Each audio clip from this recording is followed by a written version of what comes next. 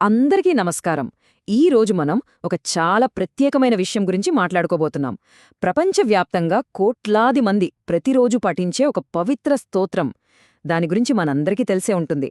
కానీ మనం మామూలుగా చదివేసే ఆ సరళమైన పదాల వెనకాల ఎంత లోతైన అర్థం దాగి ఉందో ఎప్పుడైనా ఆలోచించారా? రండి, ఆ రహస్యాలను ఛేదిద్దాం. మనం ఈ లోతైన విశ్లేషణ చేయడానికి ఆధారం నిత్యానంద్ మిశ్రా గారు రాసిన మహావీరి హనుమాన్ చాలీసా డీమిస్టిఫైడ్ అనే అద్భుతమైన పుస్తకం. అసలు ఈ పుస్తకం ఏం చేస్తుందంటే, హనుమాన్ చాలీసా మీద ఉన్న ఎన్నో గొప్ప వ్యాఖ్యానాల్లో ఒకటైన మహావీరి వ్యాఖ్యానాన్ని మనకు అర్థమయ్యేలా వివరిస్తుందన్నమాట. 1043 జస్ట్ ఒక నంబర్లా అనిపిస్తోంది కదా? కాని ఈ సంఖ్య వెనుక కోట్లాది మంది నమ్మకం, వాళ్ల బలం దాగి ఉంది. అవును, ఈ 1043 అక్షరాలే ప్రపంచంలోనే అత్యంత ప్రాచుర్యం పొందిన హిందూ ప్రార్థనల్లో ఒకటైన హనుమాన్ చాలీసాను రూపొందించాయి. ఎంతో మందికి ఇది ఒక శక్తి కేంద్రం. ఈ స్తోత్రానికి ఉన్న ప్రత్యేకత ఏంటో తెలుసా? దీనికి ఎలాంటి హద్దులూ లేవు. చూడండి, ఒకవైపు కేవలం 5 రూపాయలకే చిన్న పుస్తకం దొరుకుతుంది, అంటే ఎవరైనా చదువుకోవచ్చు.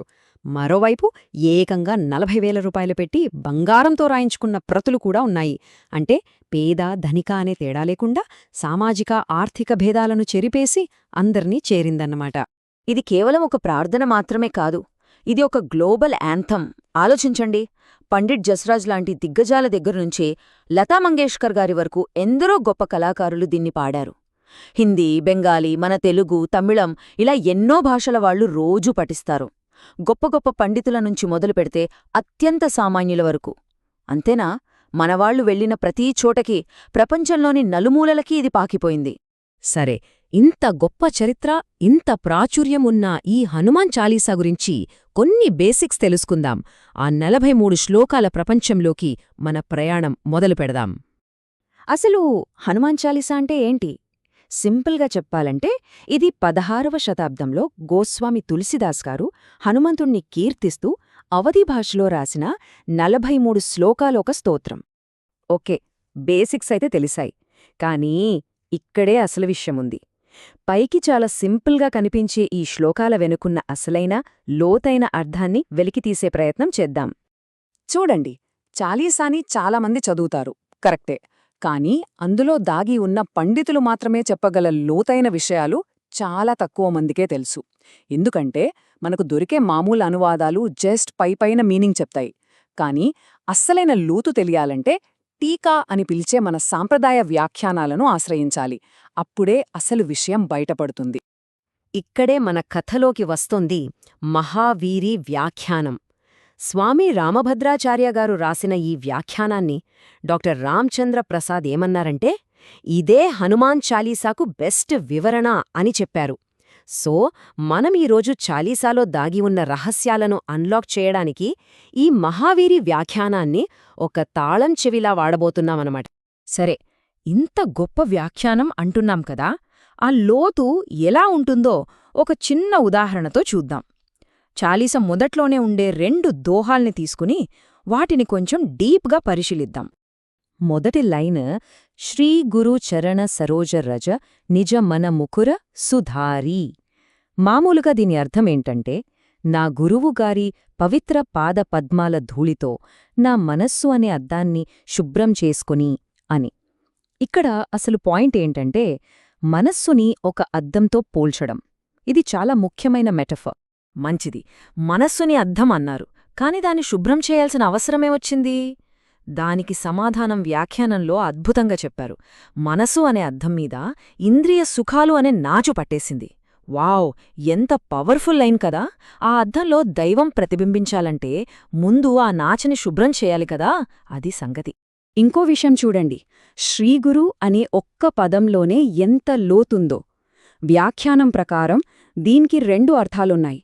ఒకటి, శ్రీదేవి చేత ఆశీర్వదించబడిన గురుము అని. లేదా రెండోది, ఆ గురువే స్వయంగా శ్రీదేవి అంటే సీతమాతే అని. చూసారా, ఒకే పదం, కాని ఎంత లోతైన భావన. సరే, ఇప్పుడు రెండో దోహాకి వద్దాం. బుద్ధిహీను తను జానికై సుమిరౌం పవనకుమార్ బలబుద్ధి బిద్యాదేహుమోహిం హరహు కలేశ బికార్. ఈ దోహా ఒక ప్రార్థన అన్నమాట. కొన్ని ప్రత్యేకమైన వరాలు కావాలని కోరుకుంటూ కొన్ని అడ్డంకులను తొలగించమని అడగడం.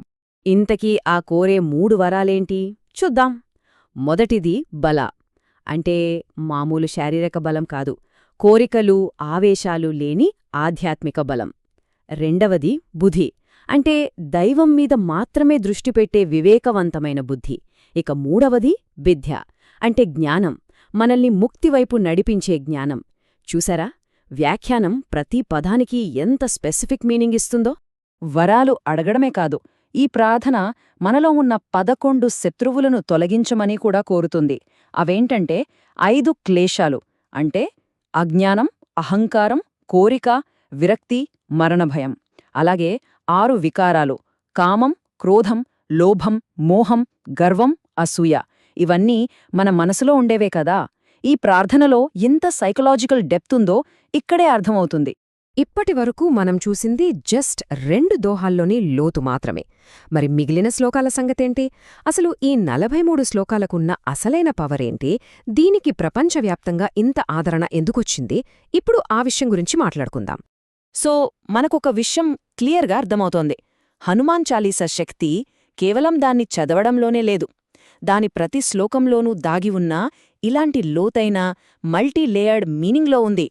ఆలోచించండి, స్టార్టింగ్లోనే ఇంత జ్ఞానముంటే ఇక హనుమంతుడి పరాక్రమం, భక్తిని వర్ణించే మిగతా శ్లోకాలలో ఇంకెంత విషయముంటుందో.